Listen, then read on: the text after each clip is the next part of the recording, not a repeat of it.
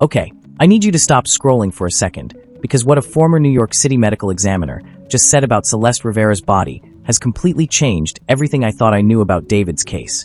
And I promise you, by the end of this video, you're going to be sitting there with your jaw on the floor wondering why nobody else is talking about this.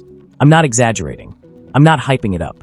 The woman who used to stand over crime scenes in New York for a living, Barbara Butcher, sat down on the Criminally Obsessed podcast before any of the official paperwork dropped, and she basically called the entire timeline before the prosecutors did. She predicted the chainsaw. She predicted the struggle. She predicted the dismemberment pattern. And the most chilling part, the part one cannot get out of my head, is what she said about Celeste possibly fighting back in the final moments of her life. So sit tight, because we are going somewhere very dark today, and we are going there with receipts. Let me set the stage for anybody who's just walking into this conversation. Celeste Rivas Hernandez was a 17-year-old girl. She was 5'2". She weighed 120 pounds when she went missing back in April of 2024. When her remains were finally pulled out of the trunk of D4vd's Tesla on a Hollywood Hills street in September, she weighed 71 pounds. Let that number land for a second. 71 pounds. Her body had been cut into pieces. Her torso and her head were inside a heavy-duty double-zippered transport body bag, the kind paramedics used to move multiple victims from a mass casualty event. Her arms and her legs were stuffed inside a black plastic trash bag. Her left eye was missing. 2 of her fingers were gone. Her clothes were still on her body when the saw went through her. And the man accused of doing all of this is sitting in a cell right now claiming he is innocent. So when Barbara Butcher opens her mouth on a podcast, I'm leaning in. You should too. Now here's where it gets wild, because Barbara was talking about this case before prosecutors had publicly confirmed that a chainsaw was used. She didn't have the paperwork yet. She had the autopsy illustrations. She had the scene description from the medical legal investigator named Karen Tapia, and she had decades of standing over real human beings on stainless steel tables. And the very first word out of her mouth when she was asked what kind of person does this to another human being was one word. Psychopath. Not allegedly. Not maybe. Psychopath. She didn't soften it. She didn't qualify it. She didn't tiptoe around it the way the news anchors do. She said the act itself, the way Celeste was packaged up, double-bagged, double-zippered, ordered online from a vendor that ships heavy-duty transport bags. That act alone tells you everything you need to know about the brain that did this. And I'm sitting there watching her say it, and I'm thinking, okay, this woman is not playing. But then she goes a step further, and this is the part that made my blood run cold. She starts talking about tool marks on bone. She says, look, when a body is dismembered, the saw leaves a signature. A handsaw leaves one pattern. A machete leaves something different, a heavier break, splintering at the edges. A chainsaw leaves its own particular fingerprint on the bone. And at the time of her interview, the forensic anthropology report was not out yet. She said, I want to see what they conclude, because the tool marks will tell us everything. And then weeks later, prosecutors confirmed it. Chainsaw. The woman called it before the paperwork dropped. That, right there, is the kind of credibility I am building my entire reaction around today. Because if she's right about that, what else is she right about? So let's get into the meat of what she said, because there are at least 5 revelations buried inside this interview that I think the mainstream coverage has completely missed. Number 1, Celeste may have fought back. Number 2, some of the wounds happened while she was still alive and conscious. Number 3, the body was not immediately put inside the body bag, which means David likely stored her somewhere else first, possibly outside, possibly even in another city. Number 4, the alcohol that everyone keeps screaming about online may not even be alcohol she drank. Number 5, this was not a crime of passion. This was a cleanup job, a utilitarian disposal. And once you hear how she breaks it down, you cannot unhear it. Let me start with the struggle, because this is the one that haunts me the most. Barbara is looking at the autopsy diagrams, the ones that show every defect on the body, every cut, every abrasion. And she points to 2 stab wounds that she identifies as fatal. One goes deep into the liver, about 1.5 inches deep, perforating the skin, the soft tissue, the organ itself. That one alone, she said, would have caused her to bleed out. The other one is high on the chest, just below the nipple, slipping between the ribs and puncturing the pleural cavity. That's the sealed bag of tissue that holds your lung in place. Once that bag is broken, air rushes in, the lung collapses, and the person starts dying of slow suffocation. Asphyxia, in her words. A nasty way to go. Painful. Drawn out. And then she points out something that the casual observer would have missed entirely. The ribs themselves were disrupted. The cortical surface of the bone, the hardest, densest outer layer, was cut. That means the knife wasn't just slipped between them. The blade had to be driven into her with enough force to slice through bone. Somebody put their weight behind it. Somebody leaned in. Pause and picture that for a second. A grown man, even a small one, standing over a 5'2", 120-pound 17-year-old girl, and putting his body weight behind a knife. That is not an accident. That is not a moment of rage that got out of hand. That is intent. That is decision-making. That is somebody who looked at another human being and chose to keep pushing. But Barbara doesn't stop there. She keeps scrolling through the diagrams, and she finds something else. Small defects in the skin. Linear abrasions on Celeste's right hand, on the back of the hand, on the dorsal surface. Multiple cuts. Some of them shallow. Some only an inch long. Some closer to an inch and 3/4. And she pauses on the diagram, and she asks the question that the prosecutors should be asking out loud in court. Does that mean she was dragged? Does that mean she was stabbed multiple times in non-fatal locations before the fatal blow landed? Does that mean she put her hands up to try to block the knife? Does that mean she grabbed the blade at some point and tried to push it away? Defensive wounds, you guys. The classic, textbook, every detective novel pattern of defensive wounds. And she said something that absolutely gutted me. She said there is a difference between a stab and a cut. A stab goes deep, drives in, pierces organs. A cut is linear, sliding across the skin. And Celeste's body had both. The 2 deep stabs that killed her, and then a scatter of shallow slices in places that don't match a quick murder. Her hands, her flanks, her torso under her clothes. 3 separate defects in her tube top alone. Multiple punctures in the fabric. Which means the knife went through clothing again, and again, and again. And then Barbara says the line that I cannot shake. She says, "What bothers me is that some of those cuts may have happened before she was dead." Sit with that. Some of those cuts may have happened before she was dead. This little girl, 17 years old, 5'2", possibly fighting for her life in the final minutes, possibly slashed multiple times before the killing blow, possibly aware of exactly what was happening to her. I do not have words for how heavy that is. And I cannot stop thinking about how scared she must have been. How confused. How completely betrayed by somebody she trusted enough to drive to in the middle of the night. Because remember the timeline. Celeste was driven from her property in Lake Elsinore at 8:40 in the evening. She arrived at David's place around 10:10. The alleged murder happened between 10:10 and 10:30. So we are talking about 20 minutes. 20 minutes between her walking through that door and her heart stopping. 20 minutes for everything to go wrong. 20 minutes for a young girl to figure out that the man she thought she knew was actually a stranger. And during those 20 minutes, if Barbara is right, she fought. She tried. She put her hands up. She felt the blade. And the last thing she ever knew on this earth was the face of the person who was doing it to her. I had to stop the podcast and walk around my room for a minute when I got to this part.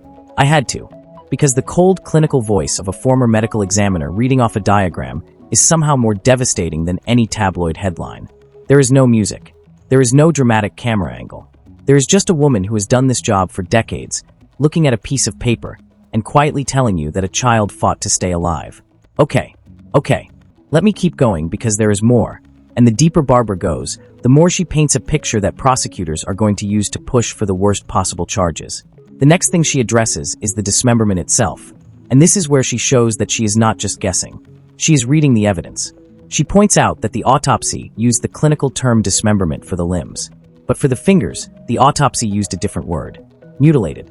And she says, in her entire career, when an examiner picks the word mutilated, it usually points to peri-mortem, which in plain English means the injury happened at, or right around, the time of death, as part of the killing itself, not after.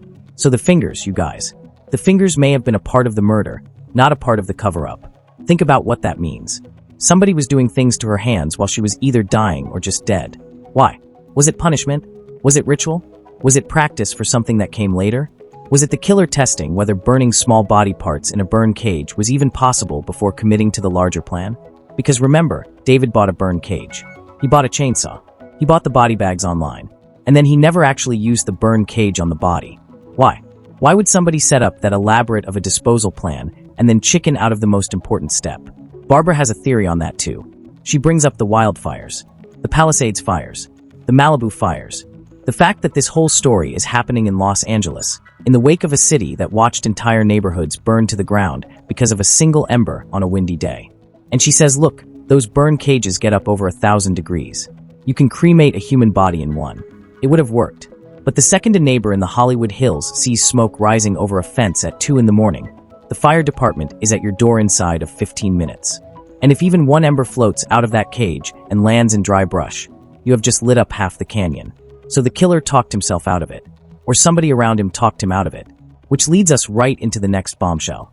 And I want to slow down here, because this is the part of the interview that almost nobody is talking about, and it might be the single most important sentence Barbara said in the entire conversation.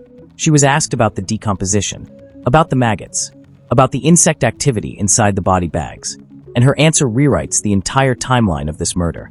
She said if a body is placed directly into a body bag immediately after death, and the bag is sealed properly, you do not get this level of insect activity. Period. Flies cannot lay eggs through sealed nylon and plastic. Maggots cannot develop. Pupa cannot hatch. You just don't see it. So when investigators opened that trunk and found a body that was partially liquefied, partially skeletonized, and absolutely teeming with maggots and pupa cases, that tells her one thing, and one thing only. The body was somewhere else first. Outside. Exposed. For days. Possibly weeks. Now read that again, because the implications are massive. If Barbara is right, and her track record on this case so far is undefeated, then David did not just murder Celeste and stuff her in the trunk. He murdered her, took her somewhere, left her there long enough for flies to find her, for maggots to develop, for an entire decomposition cycle to play out. And only then did he double bag her and try to drive her around Los Angeles in his car like a piece of forgotten luggage. Where did he take her? That is the question every detective in the city should be losing sleep over. And there is a very, very strong theory floating around right now, and Barbara's words just gave it gasoline. Santa Barbara. David made multiple trips to a remote area of Santa Barbara in the middle of the night during the spring and summer of last year. The first one, allegedly, happened the same night Celeste was killed. He left Los Angeles around 11:30, drove an hour and a half to 2 hours north, stayed in Santa Barbara until the early morning, and then turned around and made it back in time for a radio interview the next day. People online have been speculating for months that he dumped her body up there, in the mountains, in a spot he thought nobody would ever find. And now Barbara, a woman with zero stake in the gossip, is telling us forensically that the body was outside, somewhere, for a meaningful stretch of time. Connect those dots. They are not subtle. And then, in her own words, she floats a psychological theory that I find absolutely fascinating. She says, watching how this case unfolded, watching how the body kept getting moved instead of disposed of, watching how he kept the trunk lid closed, but kept the car driving, it almost feels like the killer could not let go, could not separate from the victim. That there was some kind of psychological tether keeping him near her body, even when every rational instinct should have been screaming at him to bury it, burn it, dump it, end it. She actually used the phrase, I'm getting into the psychology of it, but it almost feels like he did not want to release her. Like she was still his. Even after. Especially after. That is serial killer energy. That is trophy-keeping energy. And Barbara, very carefully, with all her professional caveats, leans right up against that line without crossing it. She points out that in killings where the victim is missing something specific, like jewelry or fingers or an eye, the souvenir aspect is what flips a homicide investigation into a serial killer investigation. She is not saying David is a serial killer. She is saying the pattern is one we should be watching for. And honestly, the fact that prosecutors are reportedly looking at multiple co-conspirators, the fact that there is a grand jury, the fact that LAPD is rumored to be looking back at other young women in David's orbit over the years, tells me that the people on the inside might already know exactly what we are tiptoeing around. Let me hit you with the next thing that surprised me, because the online chatter about the toxicology has been wild and Barbara cleaned it up in like 30 seconds flat. Everybody on social media has been screaming about the alcohol in Celeste's system. The minor was drinking, the minor was intoxicated, blah blah blah. Barbara says, slow down. When a body decomposes the way Celeste's did, the tissues themselves produce ethanol, just as a byproduct of breakdown. So a low level of ethanol on a decomposed body tells you almost nothing about what the person consumed before death. It might just be chemistry. It might just be time. Stop building theories on it. She also addresses the methamphetamine and the Adderall and the Ritalin notes. And she says, look, Adderall and Ritalin are prescription stimulants. They are extremely common. A young person with ADHD could have either or both of them in her system for completely ordinary medical reasons. None of that, on its own, tells you what happened. So the entire smear campaign that's been running online about Celeste being on drugs at the time of her death, the entire effort to make her seem reckless or out of control, or somehow responsible for her own ending, that whole narrative just got dismantled by one of the most respected forensic voices in the country in 2 minutes flat. Tell your friend on Twitter. Send them the clip. Then Barbara gets into the clothing, and this is another detail that the rest of the coverage has totally underplayed. Celeste was wearing a tube top, leggings, and socks when she was found. The tube top had at least 3 defects, meaning at least 3 penetrations through the fabric. The leggings were cut into 3 separate pieces. And the most telling part? The clothes were never removed. They stayed on the body as the dismemberment happened. Barbara points this out very calmly, but the implication is huge. Cutting through fabric and flesh at the same time dulls a blade much faster than cutting through flesh alone. So whoever did this either did not care about preserving their tool, or they did not have the experience to know that taking the clothes off first would have made the job easier. In Barbara's words, the dismemberment looks utilitarian, but it also looks amateur. And those 2 words together, utilitarian and amateur, are basically a forensic fingerprint of a person who decided to do something they have never done before, in a hurry, without a plan, while panicking. She doubles down on the amateur read when she talks about the tattoo. Celeste had a tattoo on one of her remaining fingers that says "Shh," as in, keep this quiet. And Barbara says, a professional would never leave a tattooed finger on a body. Never. The first thing somebody who actually knew what they were doing would remove are the hands, because hands carry fingerprints and identifying ink. The fact that David left a tattooed finger on her body tells Barbara, in her words, amateur. Amateur. Amateur. And she said it the way a master craftsman talks about a beginner's first attempt. With disgust. With pity. With a hint of disbelief that somebody actually thought this was going to work. And then she dropped the line that turned the whole conversation into a needle in my chest.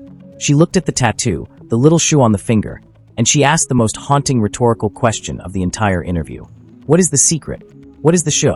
Is the secret that this teenage girl was seeing somebody she should not have been seeing? Is the secret that an adult man was carrying on with a minor, and they both knew the world would lose its mind if it ever got out? Is the secret what we are all watching unfold, right now in slow motion?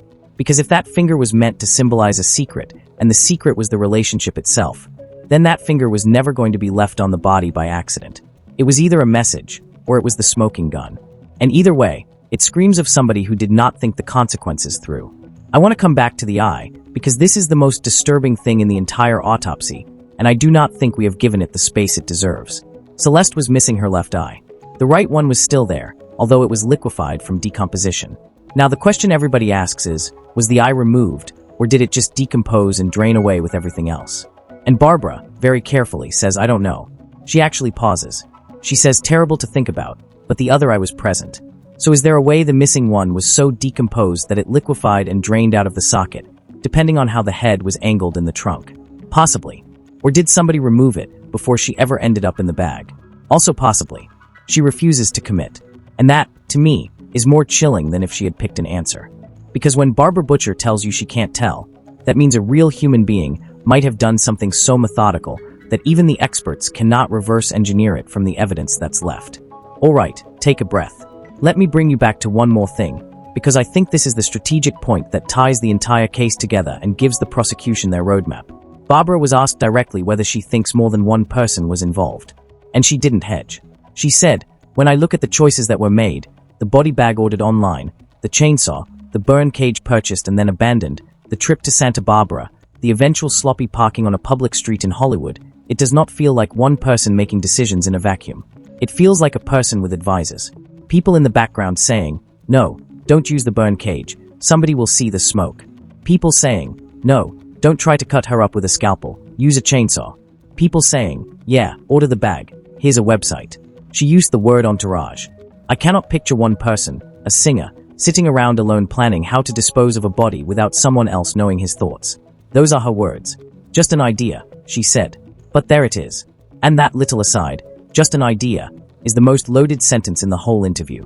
Because the grand jury did not convene just to indict David. Grand juries are how prosecutors build cases against multiple defendants at once.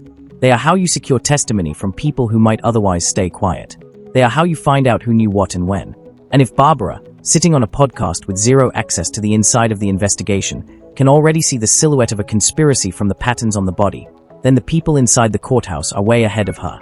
They are not chasing one psychopath in a cell. They are mapping a network. Now let me bring this all the way home and tell you why this interview is going to age like wine, because everything Barbara has said so far has been right. She called the chainsaw before the chainsaw was confirmed. She called the struggle before the prosecutors leaked the timeline. She called the body being stored outside before anyone publicly raised the Santa Barbara theory. And she is now telling us, publicly, that this case looks like an amateur execution of a premeditated plan with multiple hands involved. If even half of that is accurate, the indictments coming down the pipe are going to make the original arrest look like an opening act. We are not at the end of this story. We are barely at the end of the first chapter. And here is the part where I get personal for a second, because I cannot wrap up this video without saying it out loud. Celeste was 17 years old. She was a child by every legal, biological, and moral definition. She was barely 5 feet 2. She weighed less than most of the dogs I see being walked in my neighborhood. She trusted somebody. She drove to him. She stepped into a space that she thought was safe. And whatever happened in those 20 minutes between 10:10 and 10:30 took her entire future away from her. There is no version of this story where she is at fault. There is no narrative where the alcohol, or the relationship, or the tattoo, or the rumors online make this okay. A grown man, allegedly, made a decision that night to end her, and then a series of grown men, allegedly, made decisions to help him hide her. And we owe it to her to keep talking about this until every single one of them is sitting in a courtroom answering for it. I want to give a moment of credit to Barbara Butcher because she did not have to come on this podcast. She did not have to look at those diagrams in public.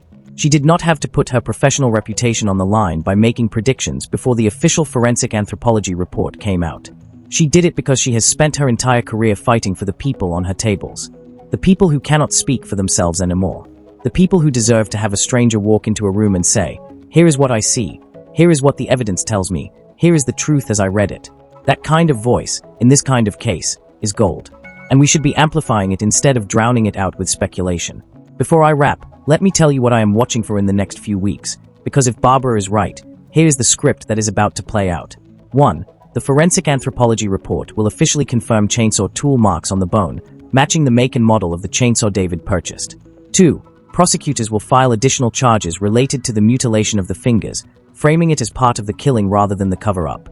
3. Search warrants will start hitting properties in Santa Barbara County, because if a body was stored outside long enough to develop maggots, there is going to be biological evidence at that storage location and you cannot scrub a hillside clean. 4. The grand jury will return additional indictments naming at least 1 and possibly 2 co-conspirators, and at least one of them is going to be inside David's professional inner circle. 5. The defense is going to lean hard into the toxicology to try to muddy the waters, and the prosecution is going to bring in somebody who sounds exactly like Barbara to wipe that argument off the table in under 5 minutes. Mark this video. Come back and tell me which ones I got right. And if you are sitting there thinking, this is too much, this is too dark, this is too sad, I hear you. I really do. I sat with this interview for 2 days before I could even hit record on this reaction. There is a weight to looking at the diagram of a 17-year-old girl's body and reading off the wounds one by one. But the alternative, the thing that I refuse to do, is let her become a hashtag. Let her become an algorithm trend that disappears in a week. Let her become another name in a list of names. The reason I keep talking about this, the reason I'm going to keep talking about this until the verdict drops, is because Celeste Rivas Hernandez was a person. With friends. With a mom who never stopped looking for her. With a tattoo on her finger that, in the end, was the thing that brought her home. Okay, I am going to stop there for today, because I think this was a lot, and I know it was a lot, and I want to give you space to sit with it. I am going to do another video either later tonight or tomorrow where I go deep into the comments and the theories about why David did this in the first place. The motive question. Because that is the one Barbara did not touch, and that is the one I think every single one of you is most curious about. Was it jealousy? Was it control? Was it panic? Was it cold premeditation? Was it something darker that we have not even named yet? I have my own theory and I am going to lay it out for you in the next one, and I want to hear yours in the comments, because the best ideas about this case have come from you all, not from the news. Drop a comment with the one thing in this interview that hit you the hardest. The struggle, the mutilation, the eye, the Santa Barbara trip, the entourage theory, the toxicology cleanup. Tell me which one you cannot shake, and I will see you in the replies tonight.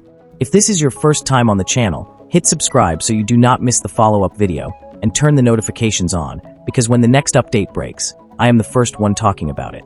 We are not letting this story die. We are not letting Celeste become another forgotten name. We are going to keep showing up for her until the people who did this are looking at the inside of a cell block for the rest of their natural lives. That is the promise. That is the deal. Stay locked in, stay loud, and I will catch you in the next one. Love you all. Bye. And one more thing before I let you go, because I keep getting asked this in the comments, and I want to address it head on. People keep asking me, why are you so confident that the prosecution is going to land this? Why are you so sure this is not going to slip through the cracks like so many other high-profile cases have over the years? And my answer is simple. Because the evidence in this case is not circumstantial. It is physical. It is photographic. It is documented. It is in his trunk. It is on his receipts. It is in his search history. It is in the GPS data of his Tesla. It is in the security camera footage of every gas station between Los Angeles and Santa Barbara. It is in the maggots that Karen Tapia bagged at the scene and froze for toxicology. It is in the bone of a 17-year-old girl. And no defense attorney in the country is going to be able to talk their way out of a chainsaw cut that matches a saw sitting in evidence with the defendant's fingerprints on the handle. That is not a case you fight. That is a case you plea down.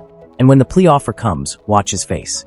I also want to say something about the family, because in all the noise about David, in all the speculation about co-conspirators, in all the dissection of forensic evidence, we sometimes lose sight of the people who are actually living this every single day.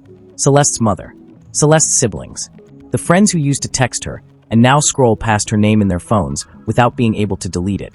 Those are the people who are going to be sitting in that courtroom when the verdict is read. Those are the people who are going to hear every detail Barbara just walked us through, read out loud by a prosecutor, in front of a jury, in graphic and clinical language.